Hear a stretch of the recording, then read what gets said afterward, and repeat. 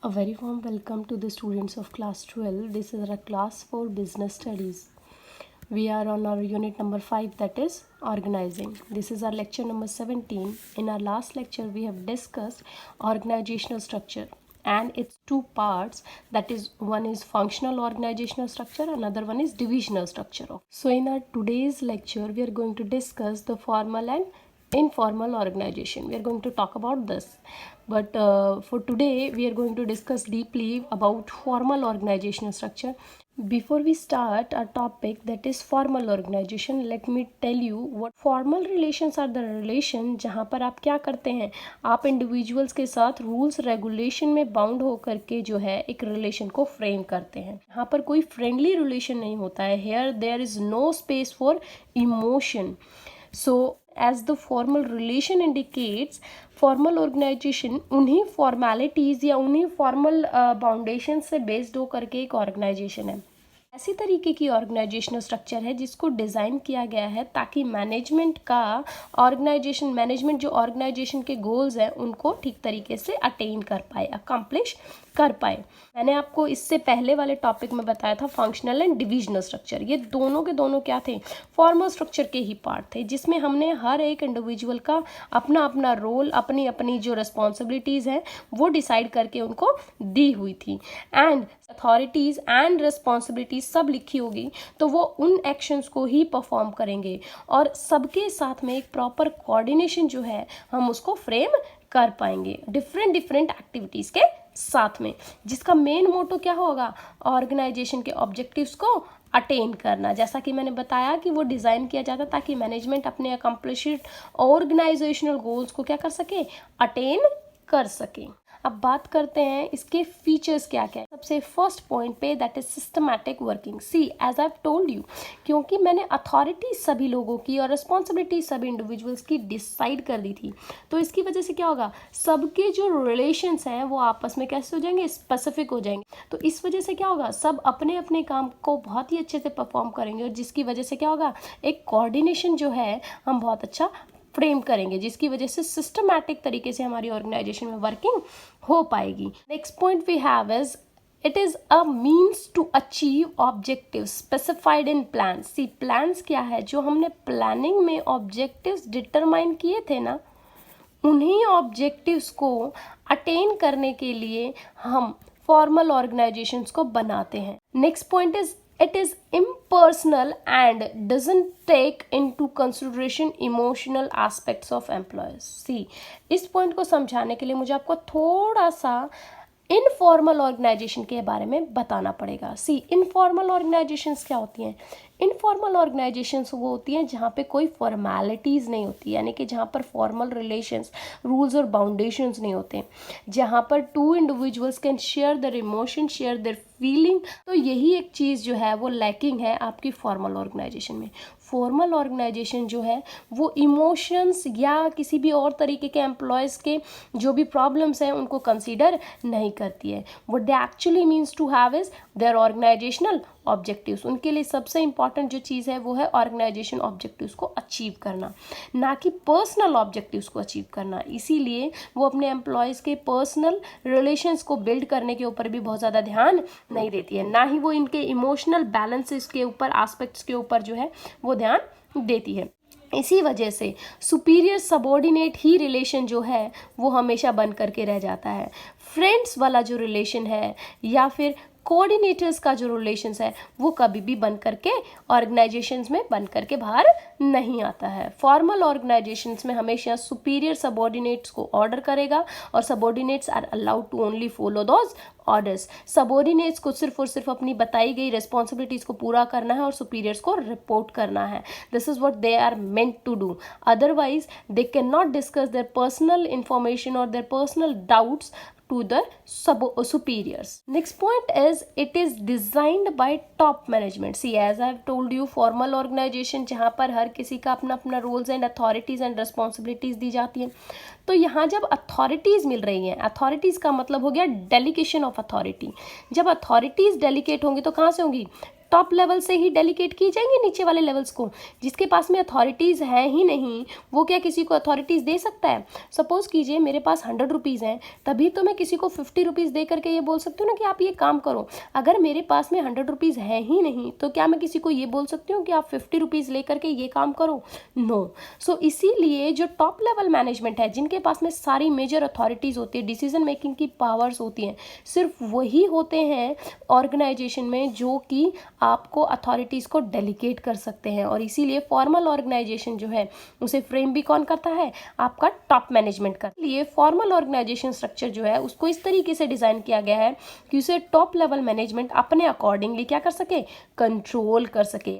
Last point in our features of formal organization we have is it is created with the motive of achieving organizational objective, जो कि हर बार से मैं बताती आ रही हूँ आपको।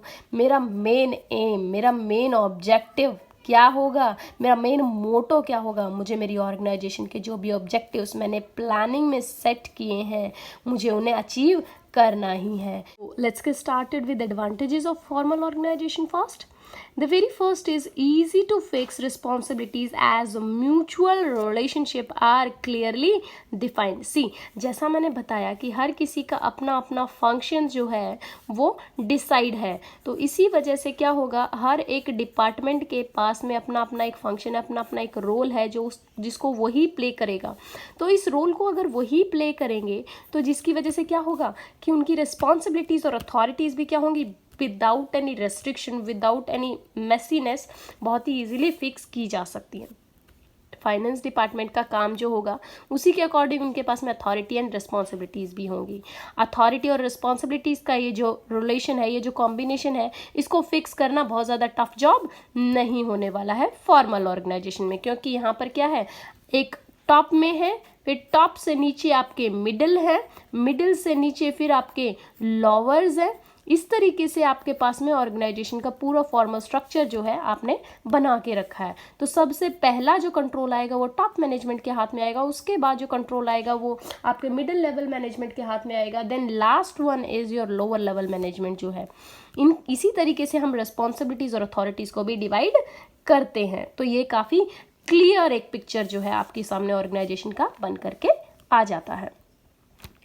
Next point we have is it helps in avoiding duplication of work. See, जैसा कि अलग अलग डिपार्टमेंट बन गया, अलग अलग तरीके से सबके अपने अपने फंक्शंस और रिस्पॉन्सिबिलिटीज़ डिवाइड हो गए, तो जिसकी वजह से क्या होगा, कोई भी डुप्लीकेशन ऑफ एक्शंस नहीं होगा, कोई भी काम दोबारा से परफॉर्म नहीं होगा, एम्बिग्युइटी ऑफ रोल जो है वो नहीं होगा। क्यों नहीं होगा? क्योंकि मेंबर्स जो हैं अपना अपना रोल, अपनी अपनी ड्यूटीज़ को काफ़ी अच्छे से प्ले करेंगे और सब अपनी अपनी ड्यूटीज़ को ही परफॉर्म करेंगे, कोई किसी और की ड्यूटीज़ को परफॉर्म नहीं करेगा। Because marketing department is meant to be only for marketing strategies, यानी कि इनका काम सिर्फ और सिर्फ किस तरीके से प्रोडक्ट को प्रमोट करना है, किस तरीके से प्रोडक्ट की सेल्स बढ़ाना है, इसी रिगार्डिंग सोचने का है।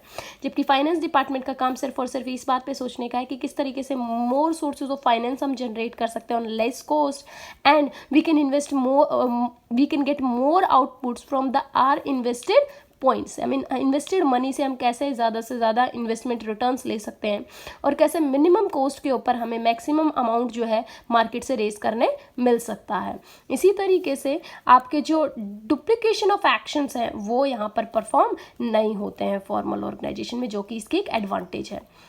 Next point is unity of command. See, unity of command जो मैंने आपको प्रिंसिपल्स ऑफ मैनेजमेंट में समझाया था स्टूडेंट्स, रिमेंबर, हेनरी फियोल के यूनिटी ऑफ कमांड वाला प्रिंसिपल जो क्या कहता है कि ऑर्गेनाइजेशन में जो टॉप मैनेजमेंट है वो आपको कमांड करेगा मिडिल वाले को, मिडिल वाला जो है वो कमांड करेगा किसको, लोअर लेवल को। और इसी तरीके से ये जो यूनिटी ऑफ कमांड है ये मेंटेन्ड रहती है फॉर्मल ऑर्गेनाइजेशन में। क्यों? क्योंकि यहाँ पे फॉर्मल रिलेशन बिल्ड है।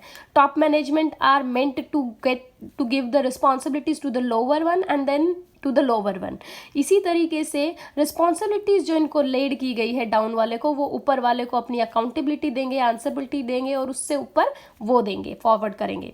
तो ये जो रिलेशन है एक यूनिटी ऑफ कमांड का वो काफ़ी अच्छे से हम मेंटेन करते हैं फॉर्मल ऑर्गेनाइजेशन में।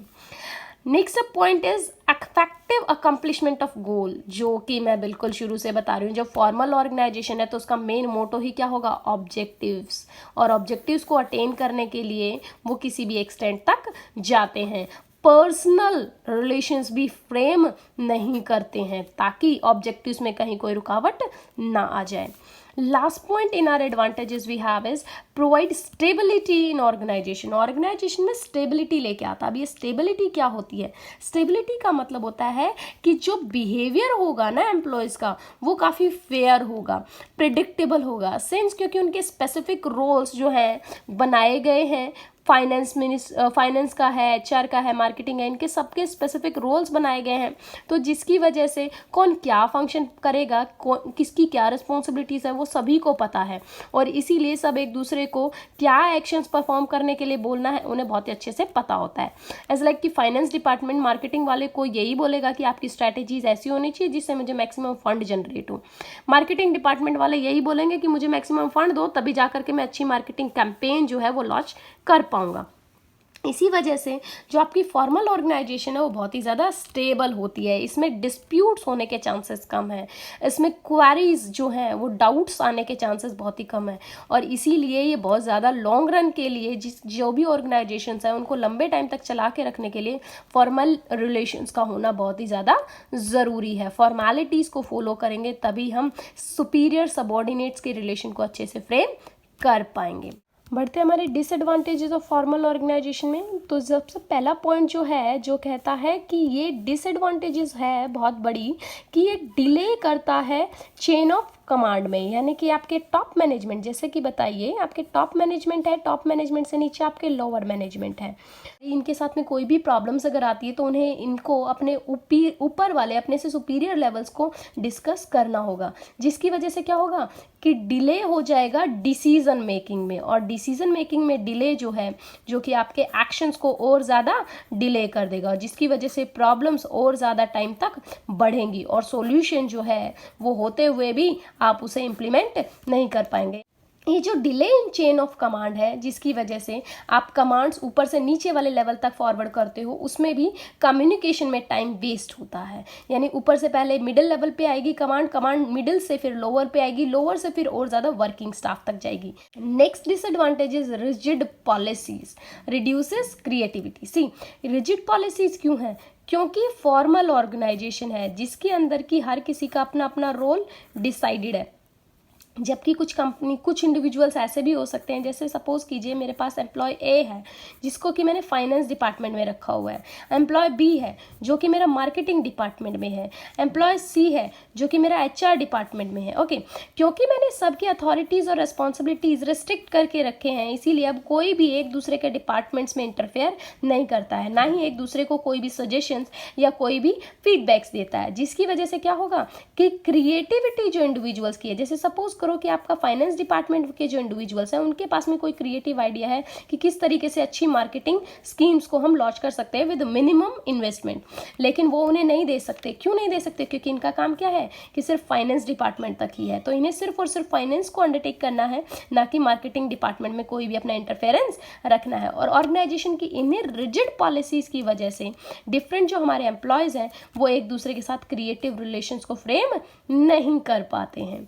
Last disadvantage of our formal organisation is ये मोर एम्फोसिस करते हैं on the structure and work then on human relationship. लेकिन क्या करते हैं, ये ऑर्गेनाइजेशन का जो स्ट्रक्चर है ना, ये इसके ऊपर ज़्यादा ध्यान देते हैं बजाय कि इंडिविजुअल ह्यूमंस के ऊपर, यानी हर एक इंडिविजुअल को as a human being treat करने के इंस्टेड वो सुपीरियर और सबॉर्डिनेट वाले रिलेशंस को ही ट्रीट करते हैं। जैसा कि मैं बता रही थी कि इम्पर्सनल रिलेशंस उसके ऊपर इनका ध्यान नहीं होता है, इम्पर्सनल रिलेशंस नहीं होते हैं, तो इसी वजह से इमोशनल बैलेंस या इमोशनल अटैचमेंट भी जो है वो इंडिविजुअल्स का कंपनी के साथ या कंपनी के इंडिविजुअल्स का एक दूसरे के साथ में नहीं हो पाता है, जो कि एक काफ़ी बड़ी डिसएडवांटेज है। That's it. तो स्टूडेंट्स, आज के लेक्चर में हमने कवर किया है हमारी फॉर्मल ऑर्गेनाइजेशन को, जिसके अंदर हमने कवर किए हैं features of formal organisation and advantages of formal organization as well as disadvantages of formal organization.